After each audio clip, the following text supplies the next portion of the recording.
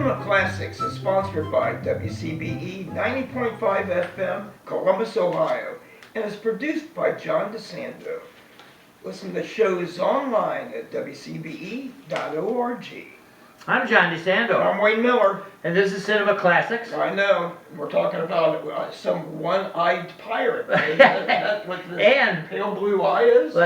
Let's throw in also one about a little mechanical witch. Okay, little Megan. Oh, God love her. Yeah, she. Two great movies on the same day. Yeah. Lots of fun. Really, you know how I like mysteries. And Yeah. Pale Blue Eye, excellent. Yeah. Well, look, you've got two things going for it. First of all, Christian Bale. Yes. Kind of underplaying the detective. Very much Yeah. so, but you can identify with him. Yeah. I liked him. Yeah. in this. And then you have Edgar Allan Poe in the mix. Yes. Young actor, last name Belling, Yes. that has done some things, and a rather strange-looking young man in a way, or sharp-featured. I think you said in your review, but but also a couple other ones. One more kind of a cameo, Robert Duvall. Yes. Looking real grizzled, and of course it's in 1830s. And then one of my favorite actresses, Gillian Anderson. Everybody remembers her from the X-Files, but also she did a great job as Margaret Thatcher before, and also recently, a thing about three first ladies, she played Eleanor Roosevelt. Yeah, of all and people. you know, bringing Duvall in. Yes. Is probably an attempt to liven things up a bit, but Yeah. they don't give him enough to do. And he helps provide some of the clues to the mystery. And this is 1830 at West Point. And Yeah. I thought Edgar Allan Poe, who was a cadet there, and I thought he was there longer than the 7 months. Yeah, right. Yeah. But how he got a commission for that, because he had already been in the military, believe it or not, and attained the rank of Master Sergeant in the Army. What a pain in the neck he must have been. Can you believe him being restrained militarily? Oh my, yeah. Definitely not one. And of course, in the movie, he kind of talks about how he was basically picked on by the other cadets. No, well, he had already been a published poet. Yes. So right away he was a target. Yeah. For the tough boys. Which made it kind of interesting that he's kind of accepted into this group, kind of almost like is asked by Bale, who plays a retired New York City detective. Yeah. And very early on, you find out the facts you need to know about him. That he was very successful, brought down a lot of gangs and grisly murderers, and but also that he had lost his wife. Yes. His wife had died. Yeah. And supposedly his daughter. You know, you're right. The circumstances under which he was asked there are other people who have been detectives who have solved mysteries. Unfolds and later on as to actually why. Yeah. So I thought that was an interesting part of it. Something that hadn't crossed my mind till we got there. I said, okay, yeah, I can see that happening. But it's the photography. And you spy it. It's actually Pennsylvania that's photographed it, but it's supposed to be the Hudson Valley. Yeah. It's beautiful with Very the snow yes. against the gray and buildings.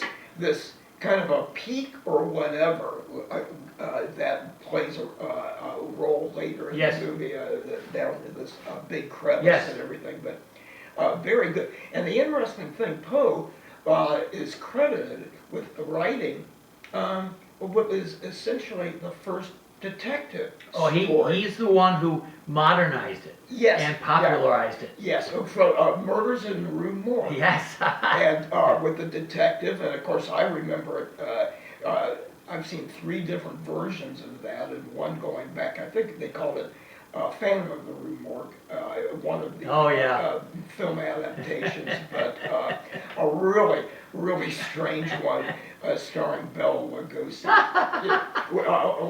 The trainer of one of our favorites. Ape. Yeah.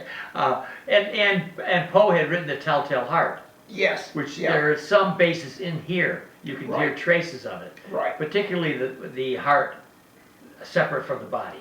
Yeah, separated by not once but twice. I know. Yeah. Well, the Academy is very is feeling very fussy about this. They're just beginning to be recognized Right. as an entity, and they don't want a murder. Right. Or, as it turns out, they think it's a suicide, which could be a murder, and that's what they're worried about. Yes, and they're, and of course, Bale's character is brought in on the case by a couple of very strange Army officers, one played by Timothy Spall.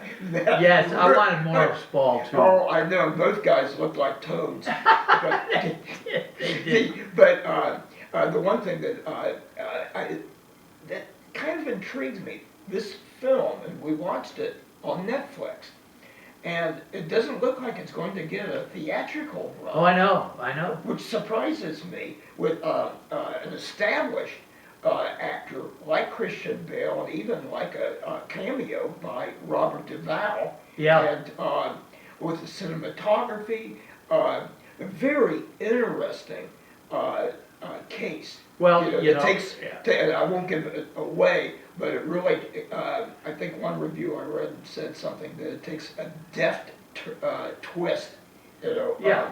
Well, you and I have been here at Christmas when the package has arrived from Netflix, and our jaws drop at how much money they spend on sending gifts to film critics. Netflix is awash in money, so it can afford this kind of a movie with this kind of cast and continue to run it. Okay, so how do we make the segue to this and Little Megan? Well, tell me. I'm surprised.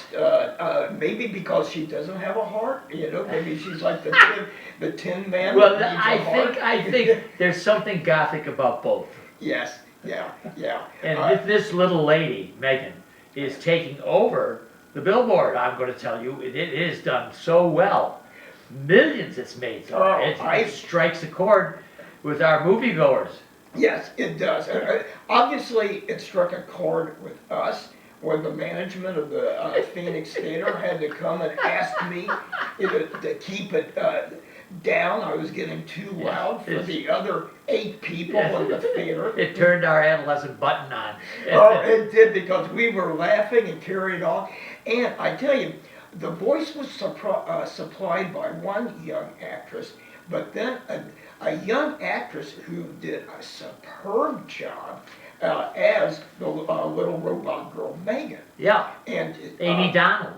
And when she was kind of like learning to dance and then start flipping around, but the scene that got me just chuckling like crazy when she tells that little boy, it's time to run. And then he starts running through the woods. And she's running through the woods like some sort of rampaging boar that through the woods after this boy on all fours, looping along. Well, one of the things that turns on the audience and people going to this is the dance sequence. Yes. Because we're not used to AIs dancing so fluidly as she's doing. It's kind of a tick-tock bit. Yes. And she dances in the strangest moves that kids are imitating it now. Yeah, and the girl must be at ballet training, dance training, or whatever, because unless they used some CGI on her, I think it must be her. Yeah. And she goes kind of crazy, and of course the whole premise of the film that the heroine of the film, this woman who works for a toy company that makes these little animatronic